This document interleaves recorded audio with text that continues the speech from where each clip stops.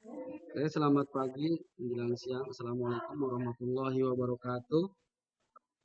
Waalaikumsalam warahmatullahi wabarakatuh. Salam sejahtera untuk kita Waalaikumsalam semua. warahmatullahi wabarakatuh. Kegiatan acara ini akan saya buka. Sebelum acara buka, saya mengucapkan terima kasih kepada Bapak Ibu instruktur, kepada Ibu Bapak yang hadir di room ini. Eh, dalam kegiatan pelatihan guru hebat yang akan dilaksanakan pada sesi 1 tanggal hari Sabtu tanggal 31 bulan Agustus 2019. Saya sebelum memulai saya memperkenalkan nama saya Ihsan, mungkin belum pada tahu Ihsan Abdul Akbar dari SMK Telkom. Di sini sebagai host dan saya perkenalkan juga hari ini yang menjadi moderatornya adalah Bulina dan menjadi presenternya adalah Bulina dan moderatornya Ibu Mariati Nuraidah. Selanjutnya kami untuk mempersingkat waktu kami persilakan ke Ibu moderator untuk membuka pelaksanaan acara ini. Terima kasih. Silakan Ibu Mariati. Assalamualaikum. Ya, terima kasih Pak Isan atas waktunya. Baik, guru-guru hebat, pada siang hari ini kita berkumpul kembali untuk melaksanakan pelatihan visi di Jakarta 1. Baik, kali ini kita bertemu di sesi 3 yang akan dibawakan oleh presenter Ibu Lina Abdul Qadir dengan tema peran pendidikan IPS sebagai penguatan identitas nasional di era revolusi industri 4.0. Baik, waktu dan tempat kami persilahkan. Oke, sebentar. Nih, layarnya.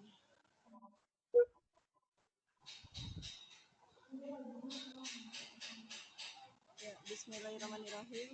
Assalamualaikum warahmatullahi wabarakatuh. Waalaikumsalam Waalaikumsalam warahmatullahi warahmatullahi wabarakatuh. wabarakatuh. Peran pendidikan IPS sebagai penguatan identitas nasional di era revolusi industri 4.0. Kenapa sih kita tuh membahas khusus untuk pelajaran IPS? Karena di sini saya sangat tertarik Bapak Ibu guru hebat kepada pelajaran IPS karena adalah ilmu pengetahuan sosial. Terkait dengan kurikulum kita yaitu kurikulum 2013 yang tidak hanya mementingkan akan pengetahuan tapi juga mementingkan akan interaksi sosial kita dengan lingkungan dengan sesama yaitu tercermin ya Bapak Ibu di kurikulum 2013 itu terdapat KI 1, KI 2, KI 3 dan KI 4. Kenapa sih pemerintah tuh mengubah kurikulum KTSP menjadi kurikulum 2013? Uh, di sini pemerintah mengharapkan generasi generasi milenial ke depannya nanti tidak hanya pandai dalam ilmu pengetahuan, tapi juga memiliki budi pekerti yang luhur. Maka pemerintah maka pemerintah mengubah kurikulum kita dengan KI 1 yaitu aspek spiritual. Spiritual itu adalah di mana identitas nasional kita itu kan yang pertama adalah Pancasila. Pancasila itu sila satunya itu berbunyi ketuhanan yang Maha Esa. Maaf Bapak Ibu izin konfirmasi suara terdengar tidak ya? Terdengar Bu, terdengar Bu, Terdengar lanjut. ya Bu ya.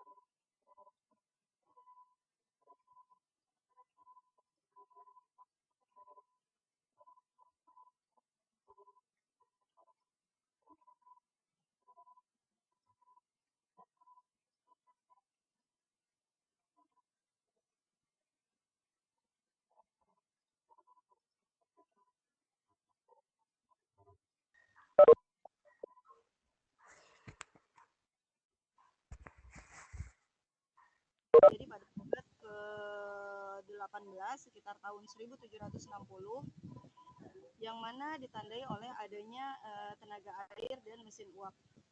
Jadi di era pertama itu peralatan kerja awalnya kan bergantung pada manusia dan hewan. Kemudian muncullah revolusi industri yang pertama, yaitu digantikan oleh tenaga air dan uap, digantikan oleh mesin.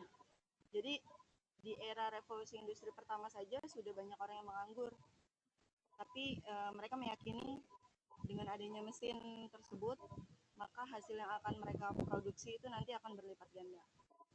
Terus yang kedua, era revolusi industri 2.0. 2.0 terjadi pada abad ke-20, yaitu sekitar tahun 1880.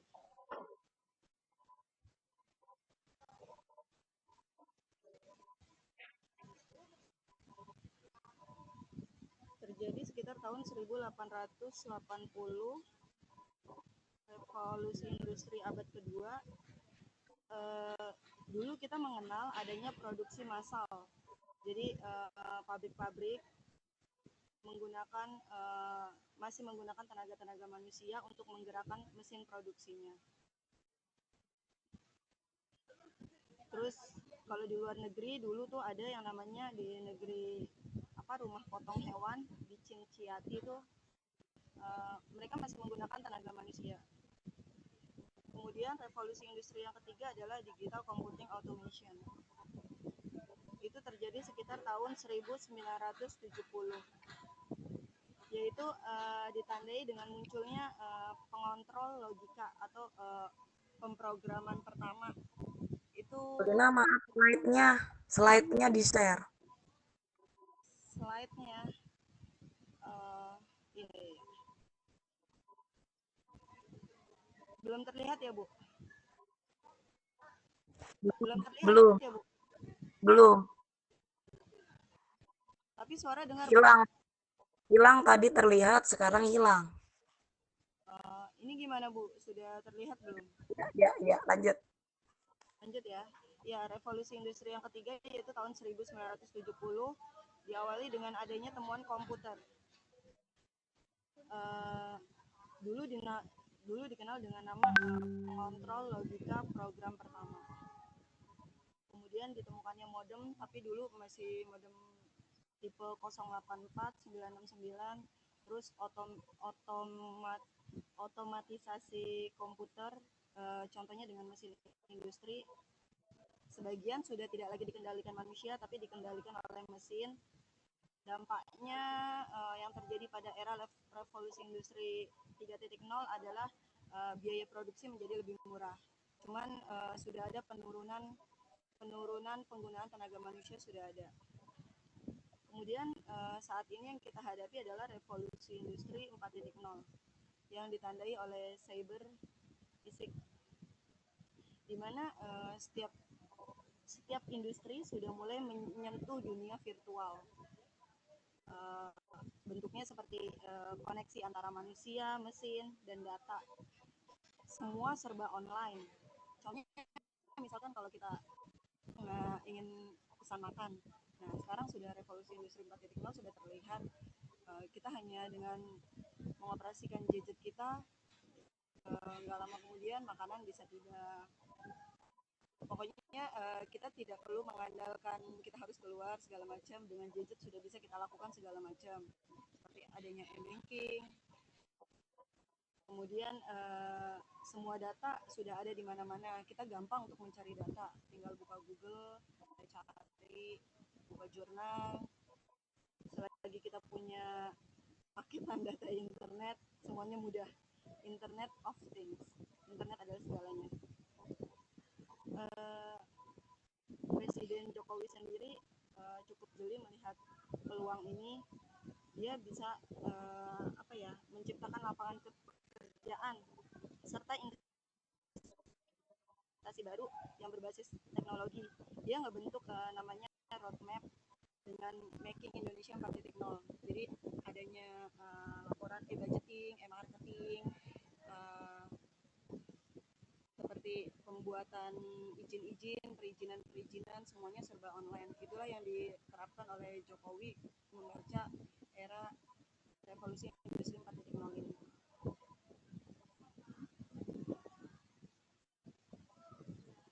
Kemudian jika kita sudah tahu apa yang kita kehendaki dalam hidup, teknologi itu hanyalah alat bantu untuk mencapainya. Jika kita tidak tahu kehendak kita, maka teknologi yang akan mengendalikan kita. Nah, kita sebagai guru mencoba untuk menjadi guru hebat, yaitu mencoba untuk mengikuti perkembangan zaman. Alangkah baiknya setiap pembelajaran yang kita adakan di kelas, pembelajaran itu bermakna, terutama bagi siswa, supaya siswa itu terjamah untuk menghadapi kemampuan hidup abad 21. Nah, maka Kementerian Pendidikan Indonesia memberikan gerakan, ya Bapak Ibu hebat, gerakan contohnya adalah gerakan GLS, gerakan literasi sekolah. Nah, jadi saya mengutip dari kementerian, beliau membuat 4 gebrakan, yaitu yang pertama adalah karakter, bagaimana siswa itu memiliki karakter. Kemudian siswa itu memiliki kecakapan abad 21. Kecakapan abad 21 meliputi 4C, critical thinking, communication, collaboration, and creativity. Terus literasi, yaitu memiliki kemampuan untuk menerapkan kecakapan dasar sehari-hari. Dan yang terakhir adalah kompetensi. Kompetensi itu untuk menjawab relevansi kemampuan siswa untuk memenuhi kebutuhan pasar. Jadi kalau pasar itu mintanya dia bisa IT, ya gimana caranya kita di sekolah itu melatih anak untuk dia bisa IT itu. Karena bekal hidup dia gitu nanti, Bu. Kemudian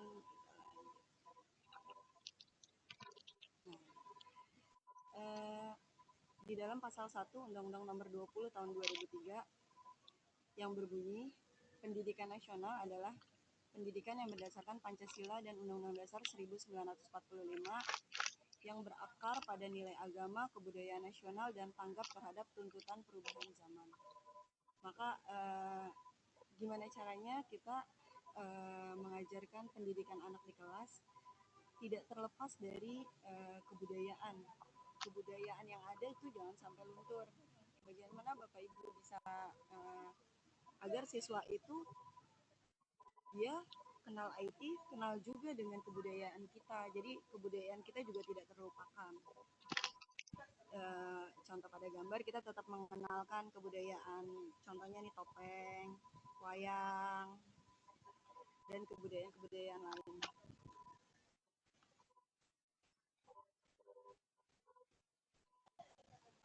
Nah, kemudian yang selanjutnya adalah budaya culture, horticulture, yaitu dengan sengaja, yang mana artinya dengan sengaja menanam, memelihara, memperbaiki untuk meninggikan nilainya, harganya, dan derajatnya. Itulah arti pendidikan. Jadi saya terutama dan teman-teman guru yang lain, terutama yang ada di pendidikan dasar yaitu SD, gimana kita menumbuhkan anak tuh seperti halnya kita menanam tanaman. Jadi awalnya dari biji, dari benih kita rawat, kita pupuk, kita nasihati, kita perhatikan, kita latih. Nah, nanti dengan sendirinya dia akan tahu mana itu yang benar, mana itu yang salah. Dan dia juga menjadi manusia yang berbudaya. Contohnya, apakah si petani itu selalu belajar? Siapa sih yang membuat tanaman itu berbuah? Apakah tanaman itu sendiri atau petani? Mengapa perlu tumpang sari atau multiculture? Mengapa perlu memperhatikan individu tanaman? Terus apakah tiap tanaman itu unik? Ini sebenarnya bagaimana anak didik kita di kelas. Nah, jadi anak didik kita satu dengan yang lainnya itu berbeda. Jadi perlakuan yang kita berikan juga berbeda. Maka disinilah peran IPS sebagai integritas nasional pada era 4.0 kita praktekkan. Ya, kemudian yang bisa kita bawa adalah pendidikan itu adalah organik, yaitu life based learning. Fokus kita kepada siswa. Assessment kita adalah keunikan tiap-tiap siswa. Adapun kurikulum yang kita gunakan adalah kurikulum saat ini, yaitu kurikulum yang transdisiplin, beragam, dan fleksibel. Kemudian sekolah kita jadikan sekolah yang inklusif dan kolaboratif, lingkungan menyenangkan dan menyehatkan, kemudian guru juga berdedikasi dan pembelajaran yang menyenangkan.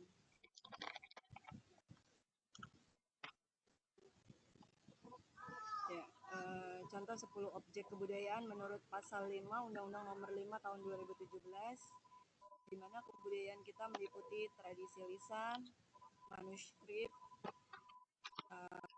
adat istiadat, ritual, pengetahuan tradisional, teknologi tradisional, seni, bahasa, permainan rakyat, olahraga tradisional. Di mana kita supaya mengingatkan kepada anak-anak agar anak-anak tidak lupa dengan kebudayaan kita, agar kebudayaan kita tetap lestari, agar tidak diakui oleh bangsa lain. Jadi anak-anak tahu, oh itu sebenarnya kebudayaan saya juga bisa memainkan itu. Kemudian yang terakhir adalah education 4.0 is a hybrid between social skill dan teknologi. Jadi intinya pendidikan revolusi industri 4.0 itu berbasis sosial dan teknologi. Jadi jangan cuma teknologinya doang, tapi sosialnya juga kita tampilkan. Sebenarnya di kurikulum 2013 itu sudah merangkap kecakapan hidup siswa, terutama sih itu Bu ya, Ibu dan Bapak, terutama di setiap kita membuat perancangan pembelajaran, situ sudah tertera KI 1, KI 2, KI 3, KI 4, dan situ juga pembelajarannya sudah terangkum kecakapan hidup bagi siswa. Ya, bagi Bapak Ibu guru, sekian yang bisa saya sampaikan. Barangkali ada yang ingin menyanggah, bertanya, atau ingin berbagi pengalaman, saya persilahkan. Baik, terima kasih Bu Lina. Ibu nggak tampil ya? Baik, terima kasih Bu Lina atas pemaparannya. Ini sangat menambah wawasan bagi kita semua.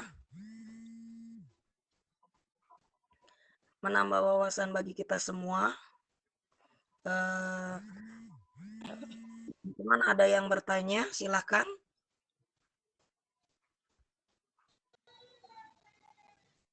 Oke, kalau belum ada yang bertanya, saya sebagai moderator akan bertanya kepada Ibu Lina.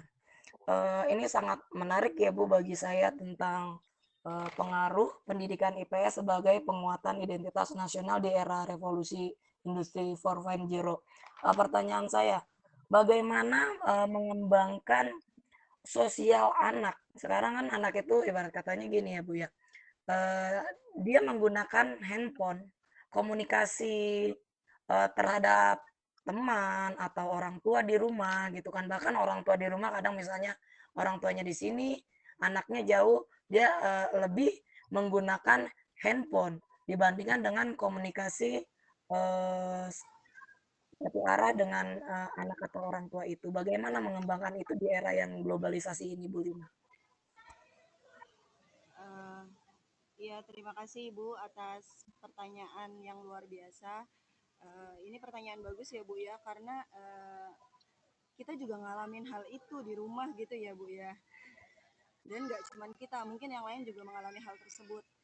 Kalau menurut saya dan menurut pengalaman saya, jadi Pak Gubernur tuh pernah membuat program Bu ya, namanya Puasa Jejet pukul 6 sore sampai pukul 20, jadi 18.20 puasa jejet. Nah, jadi di situ bisa kita manfaatkan untuk kegiatan keluarga, itu kan jam 6 sore ya Bu ya. Nah, jadi gimana caranya orang tua itu ya sama puasa jejet juga. Jadi orang tua itu di jam 6 itu ngoprak-ngoprak anaknya, ayo Bapak, ayo anak-anak, jam 6 sore sudah waktunya azan, kita pergi ke masjid sama-sama. Nah, pertama dari situ ya Bu ya, ngajak anak ke masjid sama-sama. Setelah dari masjid, berdoa segala macam. Nah, kemudian setelah itu makan malam bersama. Setelah makan malam bersama, melakukan review mengenai pelajaran anak di sekolah. itu sangat penting sekali Bu. Kenapa? Karena itu salah satu bentuk perhatian kita kepada anak. Jadi kita nggak cuek, kita nggak cuman maaf ini kita berbicara sebagai orang tua ya Bapak Ibu. Jadi kita nggak cuman menyerahkan kepada guru, tapi kita juga punya tanggung jawab untuk memperhatikan tadi kamu belajar apa di sekolah, ada PR apa di sekolah. Nah, itu mungkin salah satu interaksi yang bisa membangun kedekatan sosial antara orang tua dan anak. Nah, kemudian setelah itu mengerjakan PR bersama, anak bertanya, orang tua menjawab, terus belajar bersama, orang tua mendampingi, anak-anak bertanya jika ada yang tidak tahu. Nah, itu sebenarnya bagus banget Bu program 1820 dari program Pak Gubernur, dan itu sebenarnya sedang digalakan, tapi biasa anget-anget anget-anget begitu sudah lewat ya sudah. Tapi sebenarnya itu programnya bagus banget Bu untuk menerapkan sosial anak kepada orang tua. Begitu Ibu, barangkali ada yang ingin ditambahkan Ibu? Oh iya, itu iya memang Bu, betul itu program yang sudah dicanangkan oleh pemerintah memang itu bagus sekali ya Bu. Bagi kita, bagi para orang tua yang memang apa namanya memperhatikan anak itu. Nah ini kan kita bisa lihat ya Bu ya di lapangan ya kejadiannya mohon maaf apalagi yang berkatanya notabene orang tuanya itu masa bodoh lah dengan anaknya kan. Dia lebih banyak bermain dengan gadgetnya itu dibandingkan apalagi buku pelajaran. Setelah sekolah, pulang sekolah, ya buku pelajaran itu yang dia temui itu yang dia bacanya di sekolah, di rumah, ibaratnya boro-boro dia lihat lagi seperti itu. Bagaimana menumbuhkan maksudnya seperti yang tadi sudah Ibu utarakan di awal ya itu tentang karakter atau pembiasaan anak yang GLS itu ya Bu, gerakan literasi sekolah. Memang kan kita di kurikulum 2013 ini memang setiap hari 15 menit lah paling sedikit ya kita melakukan GLS di sekolah. Tapi kenyataannya anak-anak sekarang itu ya lebih suka dengan permainan, gadgetnya yang digunakan itu lebih suka untuk permainan. Sedangkan literasi itu kan bisa yang langsung ya Bu, yang e-learning itu ya Bu ya. Itu. Jadi bagaimana menumbuhkan minat mereka supaya untuk ke hal yang edukatif, bukan hanya untuk yang permainan itu, Bu. Ya, terima kasih atas pertanyaan bagusnya. Uh, Menurut pengalaman saya, gini Bu, sebenarnya anak-anak kita juga nggak boleh sih melarang anak-anak untuk pegang gadget karena ini sudah era mereka, udah dengan sendirinya justru mereka lebih pintar daripada kita, seperti main online apa segala macam tuh mereka justru lebih ngerti daripada kita. Ya karena itu dia tuntutan hidup mereka, mereka harus bisa mengoperasikan gadget, mereka harus tahu dunia internet karena nanti tuntutan mereka lapangan, jadi tuntutan industri butuh mereka yang bisa mengoperasikan ya gadget itu, mesin segala macam teknologi. Nah kalau dari basic sudah kita larang-larang, jadi mereka jadi nggak maksimal belajarnya. Jadi sebenarnya kita tuh bikin komitmen ya Bu ya sama anak-anak, terus sama orang tua juga berkomitmen. Maaf Bu, misalkan tadi yang Ibu bilang orang tua masa bodoh itu segala macam lah, itu sebenarnya kembali ke diri dan pribadinya masing-masing. Orang tua itu kan punya tanggung jawab ya Bu ya untuk mengurus anak-anak. Nah, gimana tanggung jawab beliau? Jadi mereka tuh sebenarnya intinya sih harus berkomitmen memenuhi tanggung jawab karena kan akan dimintai pertanggungjawabannya ya Bu ya orang tua, bagaimana pendidikan anak yang sudah dititipkan dari Allah kepada orang tua, bagaimana pertanggungjawabannya. Ya itu dia, kita harus punya komitmen, kita harus pokoknya dibicarakan yang baik, kira-kira waktu untuk anak tuh dari jam berapa sampai jam berapa, waktu untuk mereka juga kan setidaknya mungkin butuh ya, namanya teknologi, mereka butuh percakapan, takutnya ada berita yang penting mengenai pekerjaan apa segala macam, tapi usahakan komitmen tuh satu. Terus yang kedua, Untuk pertanyaan Ibu yang kedua tadi, bagaimana mereka tuh tidak untuk bermain tapi untuk belajar. Nah, sekarang pemerintah tuh sedang mencanangkan program UNBK untuk SD. Kalau SMP mah udah ya Bu ya, SMP SMA tuh udah. Yang SD itu baru. Nah, kita bisa mulai dengan contohnya misalkan bermain quizy online itu Bu, yang bagaimana sih supaya mereka itu latihan soal tapi kita memberikan reward Bu, barang siapa yang lebih cepat duluan nilainya terbaik, kita berikan reward kepada anak-anak. Jadi anak-anak itu akan termotivasi untuk ya gimana gadgetnya itu digunakan untuk hal yang positif, tidak unin. Nah, kalau untuk mengurangi main sebenarnya sih sama sih Bu, komitmen juga, mungkin anak-anak butuh hiburan juga.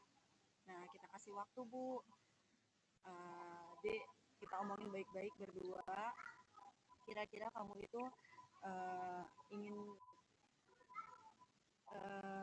kita bikin komitmen, waktunya belajar-belajar, waktunya main-main, ada waktunya, nggak seharian pegang gadget. Karena kita tahu ya Bu, gadget itu sebenarnya ada namanya teknologi, pasti ada efek sampingnya, radiasinya ya Bu ya. Makanya kita kasih tahu ke mereka apa efeknya kalau main ini terus. Kan biasanya banyak tuh ya Bu ya yang nge-share konten-konten, contoh misalkan handphone lagi dicas tiba-tiba meledak buat mainan. Nah, kita bisa berbagi cerita dengan anak-anak. Nah, jadi mereka gimana caranya kita menghindari hal-hal yang tidak diinginkan. Intinya sih komunikasikan yang baik dengan anak. Begitu ya Bu ya. Ya, baik Bu Lina, terima kasih atas jawabannya. Ini akan menambah wawasan bagi kita semua. Ini ada pertanyaan lagi Bu Lina dari Guru Hebat. Boleh berbagi pengalaman bagaimana Bu Lina membelajarkan IPS di kelas supaya seimbang antara IT, sosial, dan budaya. Iya. IPS di kelas. Nah, maaf nih sebelumnya saya berbagi di SD.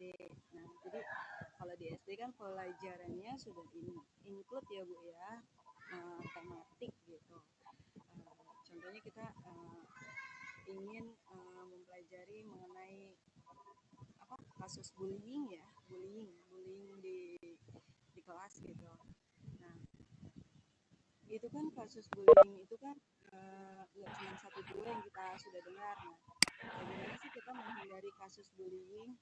Nah, bullying itu kan awalnya misalkan, kamu si gendut, kamu si keriting.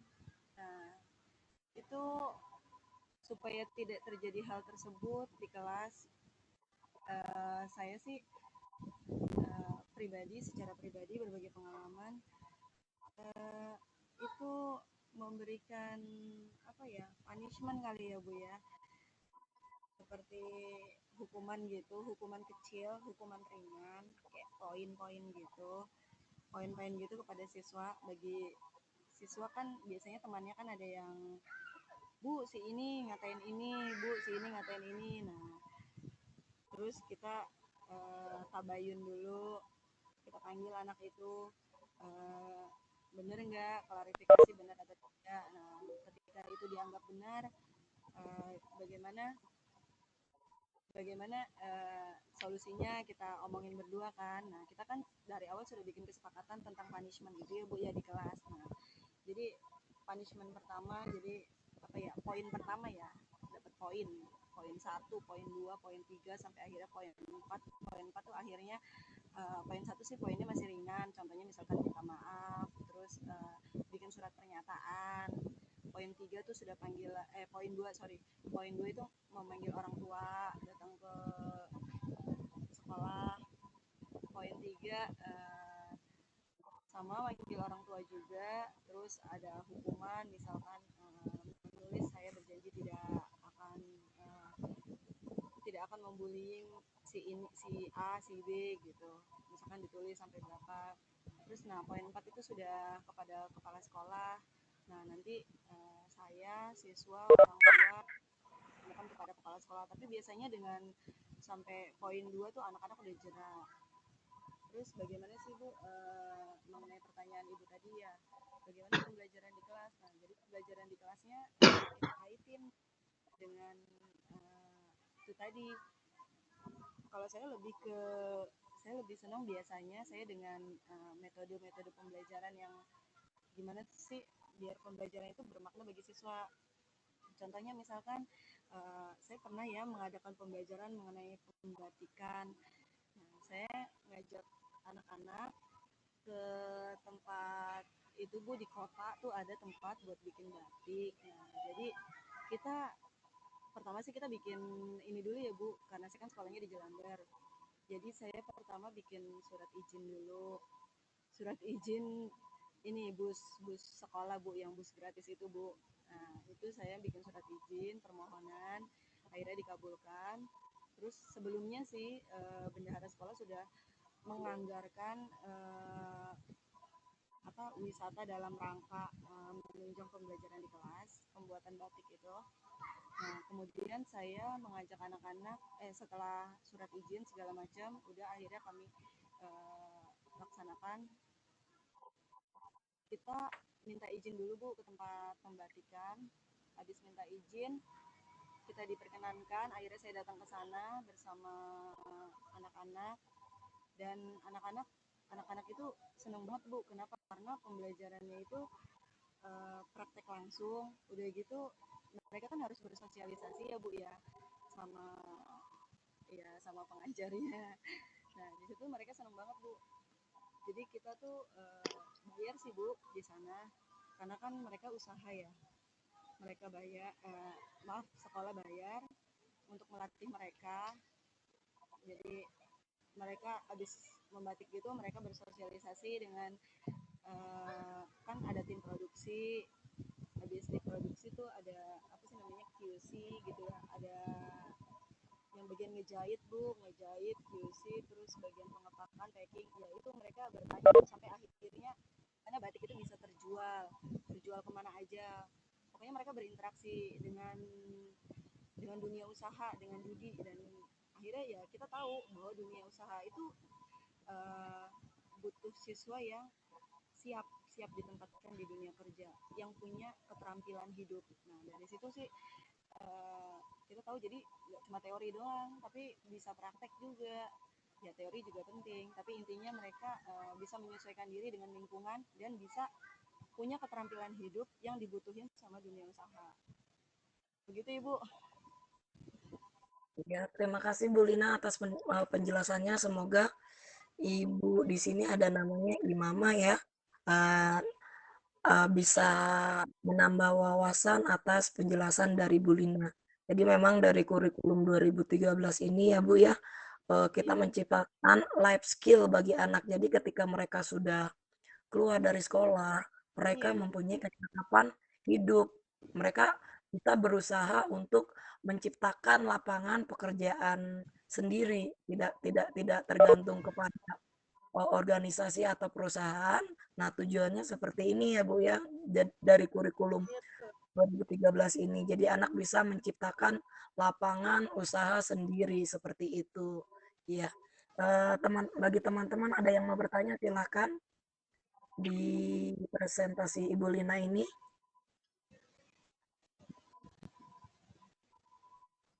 Iya, kalau bagi saya sangat-sangat menarik sekali ya Bu Lina untuk pembelajaran IPS ini karena terintegrasi dengan sosial mereka, keterampilan, kebudayaan, dan kecakapan hidup mereka ya Ibu Lina ya. Seperti itu. Jadi tidak hanya KI 3 saja yang kita tonjolkan, tetapi antara KI 1, KI 2, KI 3, dan KI 4 itu semuanya harus balance ya Bu Lina ya. Untuk menciptakan anak yang mandiri, yang nanti ketika mereka sudah lulus dari sekolah berjenjang dari sekolah dasar, SMP, SMA, bahkan mereka perguruan tinggi bisa menciptakan lapangan hidup bagi dirinya sendiri seperti itu. Ya, mungkin dari teman-teman ada yang mau bertanya lagi?